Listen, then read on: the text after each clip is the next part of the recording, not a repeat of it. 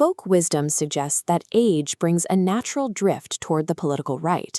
While academic circles frequently work to debunk this as a myth, the long-term data tells a more consistent story. Sam Peltzman's analysis of 40 years of general social survey data reveals a clear trajectory. At age 25, the split favors the left, 34% liberal against 26% conservative. By the time that same group reaches age 45, the numbers flip.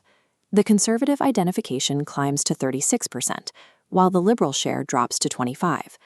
The drift slows after middle age, yet the direction remains constant. A 22-year-old with no mortgage, no employees, and no experience with regulatory failure can afford a clean theoretical confidence in every new program. But after 20 years of watching spreadsheets fail to predict human behavior, many people discover a hard reality that simply cannot be absorbed in a university seminar room. This shift reflects a change in how we process knowledge. The progressive framework treats society as a design problem, a machine that can be optimized if smart, credentialed people are given the right tools to pull the right levers. Lived experience introduces friction. An older citizen has watched programs with noble intentions produce dependency, or watched policies designed to reduce inequality create new, unforeseen privileges. They have seen the machine jam. The resulting move to the right represents an epistemological conversion. It is the trade of absolute confidence for a hard-earned humility.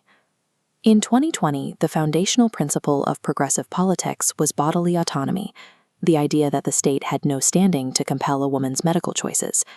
By 2021, that same movement demanded mandatory medical compliance for citizens to enter a cafe or hold a job.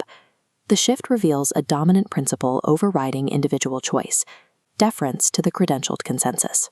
When the medical academic establishment supports a right, your body is yours. When they demand compliance, your body becomes a public health factor. Consensus determines freedom. This recurring pattern suggests the democratic label is often an ironic branding for a movement that prioritizes technocratic enforcement over distributed individual decision-making. History shows this top-down approach is a recurring blueprint. Jim Crow, for example, operated as a sophisticated legal administrative regime. It was designed by progressive legislatures and justified using the language of social science and administrative order. The eugenics movement followed the same path. It wasn't driven by fringe cranks, but by progressive physicians and social workers, applying what they believed was the best available science to the project of human betterment. You see the same administrative tools applied to wartime censorship under Woodrow Wilson and the implementation of national origins quotas for immigration. Both were framed as necessary for national efficiency. These failures represent the same error repeated across a century. Credentialed elites, confident in their theoretical models, using state power to enforce a specific, approved vision of the good. Modern Silicon Valley operates on the exact same hubris. Engineers designed algorithms to maximize engagement and democratize information, yet they fail to account for the second-order effects of political polarization and social anxiety. AI researchers are currently repeating this gamble. They are deploying systems that will reshape human cognition and the global economy, trusting their own models to predict how billions of people will react. Crucially, the designers are insulated from the results. The engineer who builds the algorithm that destroys a local industry keeps his job. The policy designer whose framework produces a backlash keeps her tenure. The public absorbs the cost of the designer's mistakes. Because admitting error would threaten the authority of the expert class, the progressive system is structurally resistant to learning from these failures. The conservative framework views society as an evolved ecosystem.